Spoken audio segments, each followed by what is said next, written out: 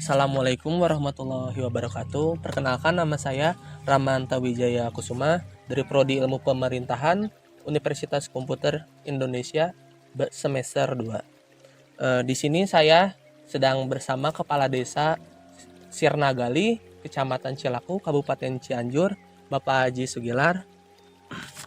Sebelumnya boleh diperkenalkan terlebih dahulu, Bapak? Perkenalkan, nama saya Haji Sugilar SPDI. Saya sebagai Kepala Desa Sirnagali, Kecamatan Cilaku, Kabupaten Cianjur. Baik, Bapak. Di sini boleh menceritakan sedikit mengenai profil Bapak sendiri? Profil desa mungkin ya? Iya, kalau profil Boleh. desa sepintas saja dulu Sirnagali ini asal kata daripada sebuah wilayah ada Cibinong Girang dan Cibinong Wetan. Nah, kebetulan daerah Sirnagali itu sama Cibinong Wetan itu dipisah oleh sebuah sungai yang cukup besar. Namun ada beberapa tokoh dulu menurut sejarah, dulunya Cibinong Girang itu sekarang diganti namanya melalui daripada musyawarah di Suro mungkin diganti namanya menjadi Desa Sirnagali. Sirnagali itu mempunyai arti kata yaitu cinta dari dalam hati yang paling dalam. Kalau Sirnagali itu Rasa cinta ya. berarti di dalam, berarti hati dan jiwa gitu ya. Nah, gitu. Sir, na, galih mungkin gitu ya, Pak. Nah, gitu. Jika disatukan menjadi bermakna perasaan cinta dari dalam jiwa yang sangat dalam. Nah, itu makanya kita ngebangun desa pun dengan perasaan. Ya mungkin begitu. Mari kita mengenal lebih jauh dengan Desa Sirnagali.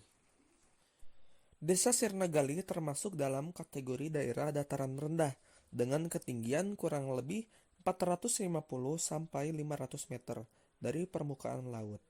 Adapun batas-batas wilayah Desa Sirnagali, Kecamatan Cilaku, Kabupaten Cianjur adalah sebagai berikut. Sebelah utara dengan Desa Sukamaju dari Kecamatan Cianjur, sebelah timur Desa Cibinong Hilir, sebelah selatan Desa Sukasari, dan sebelah barat dengan Desa Rancagoong, Kecamatan Cilaku. Memiliki luas wilayah 585,5 hektar yang terdiri dari tanah sawah 234,2 hektar yang terdiri dari irigasi teknis 70,26 hektar, irigasi setengah teknis 117,1 hektar, dan tadas hujan 46,8 hektar.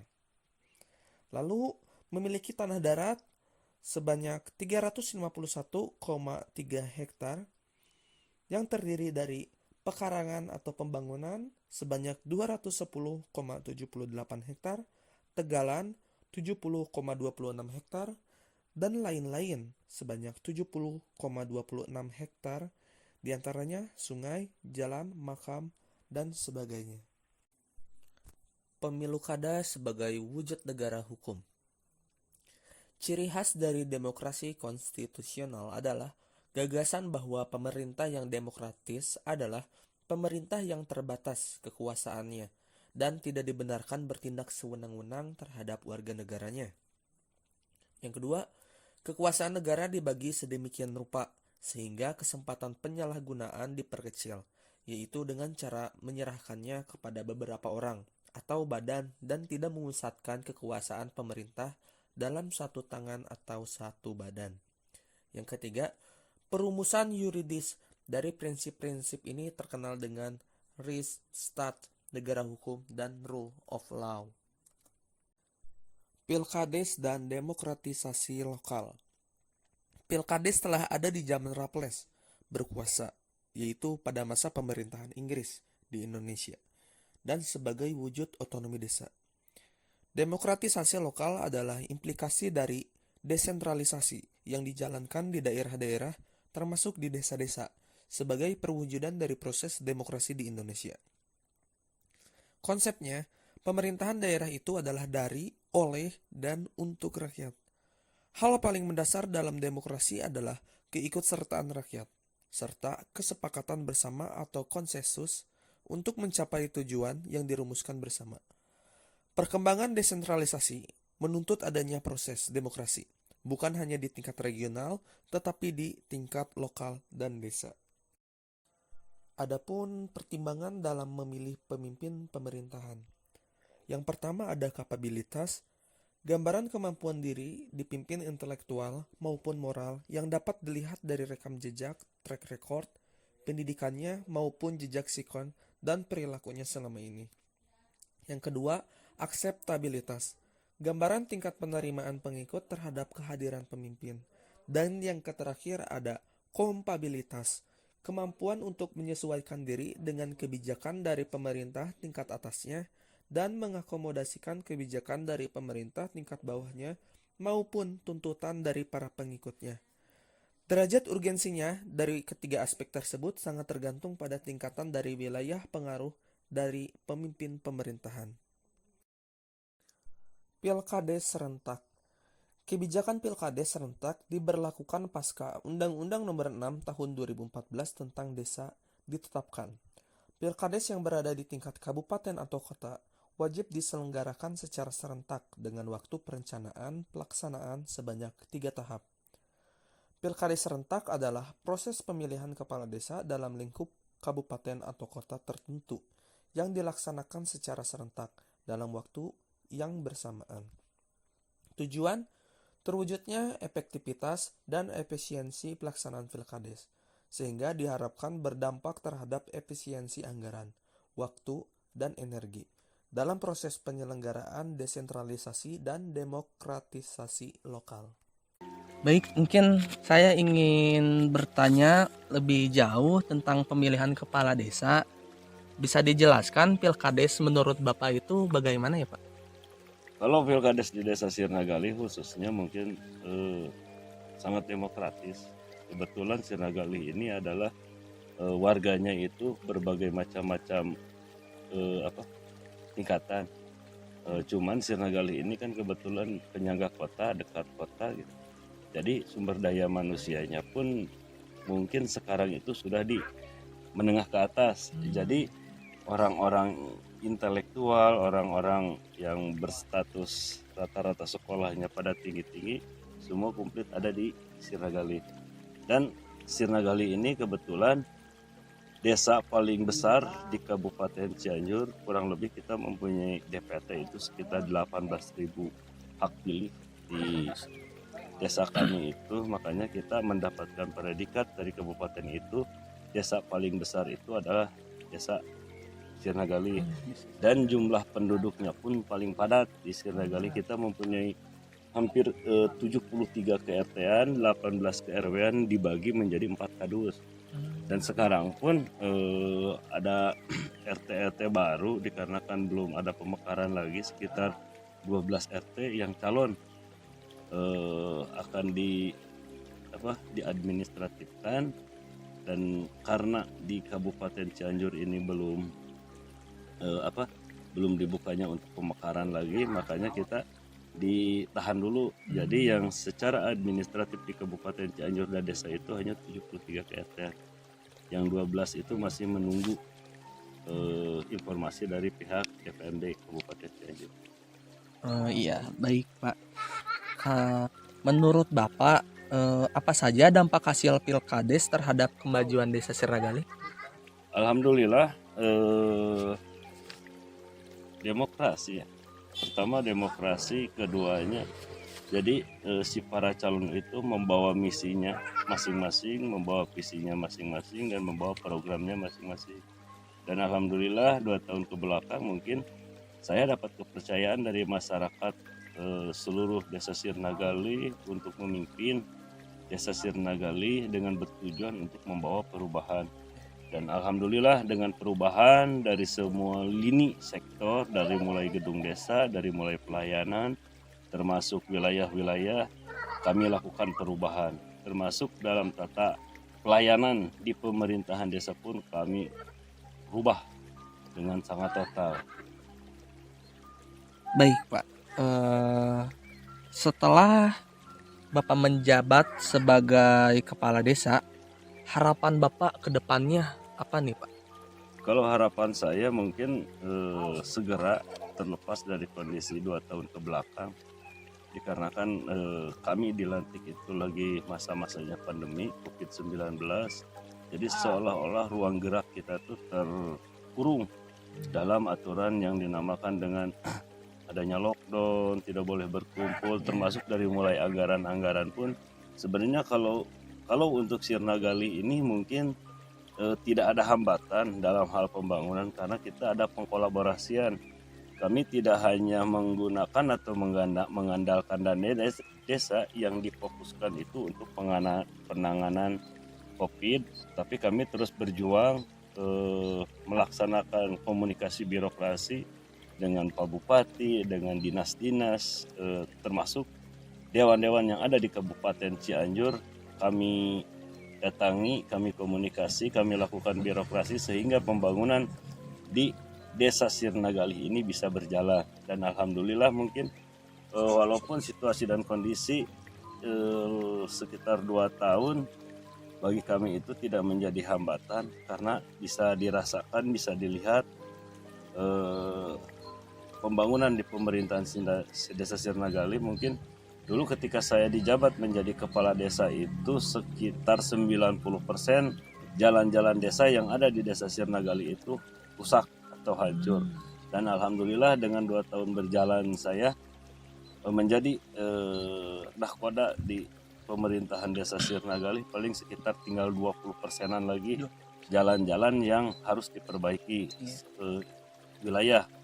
Sekarang kantor desa, dulu kantor desa itu kumuh dan sekarang terlihat mungkin dalam 2 tahun ini bisa kita lihat dengan mata kepala sendiri bagaimana Sirna Gali yang versinya kades saya sekarang. Nah, untuk gaya kepemimpinan Bapak sendiri ini seperti apa, Pak? Gaya kepemimpinan Bapak? Tetap sih asalnya kita dari bawah kembali ke bawah dan kita harus memperhatikan yang di bawah. Jadi intinya gini, saya datang dari masyarakat, dipilih oleh masyarakat dan saya harus bisa memperhatikan masyarakat. Utamanya saya harus bisa memperhatikan kesejahteraan masyarakat. Tapi dalam hal ini situasi dan kondisi COVID seperti ini 2 tahun mendera, wabil khusus pemerintahan kabupaten, mungkin tugas atau kinerja saya menurut saya itu belum terasa maksimal karena banyak hambatan-hambatan yang dirasakan oleh perjalanan pemerintahan Desa Sirna Gali wabil khusus gitu ya. Umumnya untuk seluruh masyarakat Kabupaten Cianjur pun pasti semua merasakan dengan situasi dan kondisi seperti kemarin. Iya, baik Pak. Boleh disebutkan Pak pencapaian apa saja yang sudah didapat setelah Bapak menjabat menjadi kepala desa ini? Alhamdulillah penghargaan dari pihak kecamatan 2 tahun berturut-turut kita menjadi terbaik di Kecamatan Cilaku dari semua lini. Terus kita di 2021 kita juara pajak penghargaan di Pancaniti di Pendopo yang diberikan langsung oleh Bupati. Kita menjadi juara 2. Kita kalah sama Desa Cipanas karena mungkin Cipanas itu daerahnya fantastik gitu. Terus kemarin di 2022 kita mendapatkan penghargaan dari Pak Bupati dalam waktu hari jadi Kabupaten Cianjur. Desa kita menjadi desa terbaik di Kabupaten Cianjur dari jumlah total 354 desa yang ada di Kabupaten Cianjur. Alhamdulillah pemerintahan Desa Sirna Gali mendapatkan penghargaan dari Pak Bupati menjadi desa juara. Ya, termasuk kemarin juga kita mendapatkan penghargaan dari Pak Gubernur berupa IDM, Indeks Desa Membangun Mandiri. Kita mendapatkan 1 unit mobil Maskara, 40 unit rutilahu, dan dari pemerintahan kabupaten kita mendapatkan reward sebesar 100 juta yang uang tersebut dialokasikan untuk BUMDes.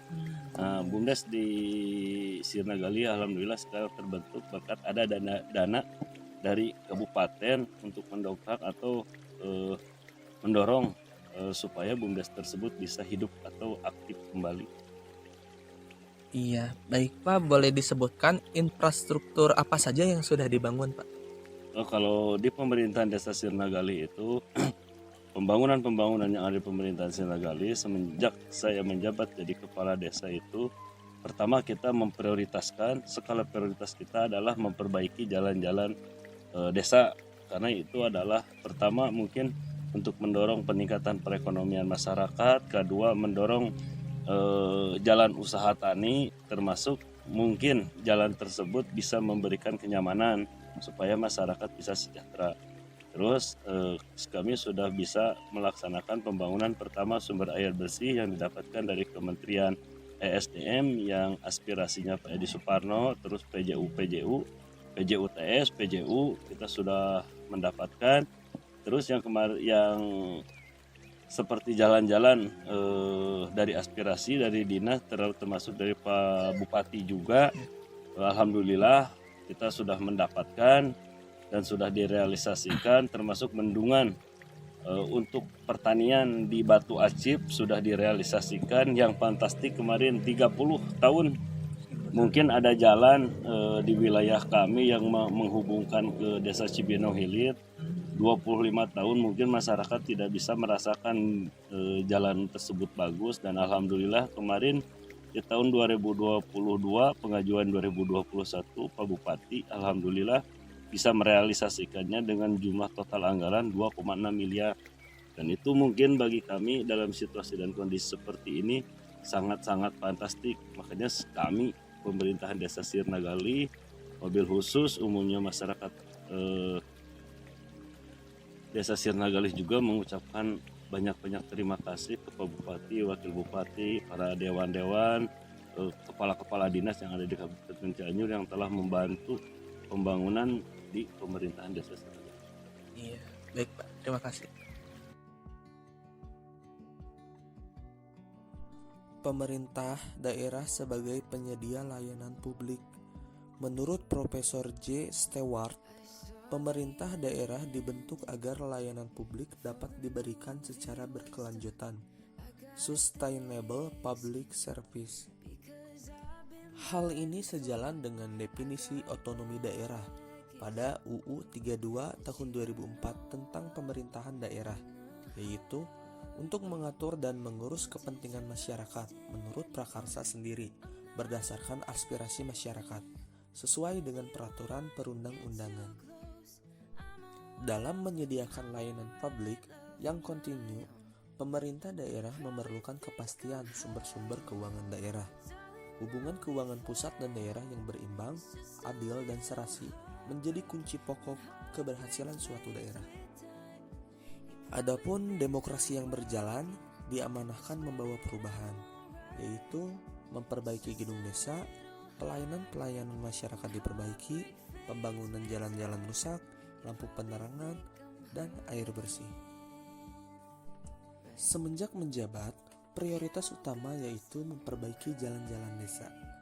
Karena itu untuk mendorong perekonomian masyarakat, mendorong jalan usaha tani dan kenyamanan, ujar Haji Sugilar sebagai Kepala Desa Sirnagali.